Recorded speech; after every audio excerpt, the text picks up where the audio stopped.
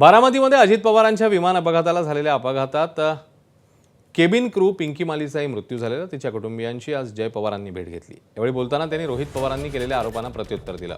माझ्यावर कोणाचाही दबाव नाहीये, तपास यंत्रणांची माहिती समोर आल्यावर बोलणार असल्याचं जय पवारांनी स्पष्ट केलं।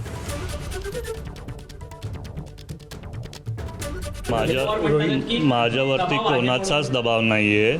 आज जसं मी पिंकी मालींच्या कुटुंबाला भेटायला आलो आहे, मला पण स्वतःला अजून काय माहिती पाहिजे, कारण सगळ्यांच्या समोर येऊन नुसतं काय गोष्टी बोलून तिथं फायदा नाही। आपल्याला सगळी खरी माहिती पाहिजे आणि सगळ्यांच्या समोर तथ्य यायला पाहिजे। त्याच्यामुळे आम्ही विचारपूर्वक हा निर्णय घेतला सगळ्यांनी, आणि दबाव आमच्यावरती कोणाचाच नाही आहे।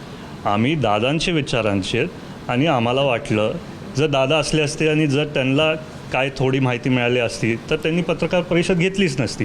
त्यांनी पूर्ण माहिती घेऊनच ती पत्रकार परिषद घेतली असती। तसंच माझे विचार आहे। एबीपी माझा, उघडा डोळे बघा नीट।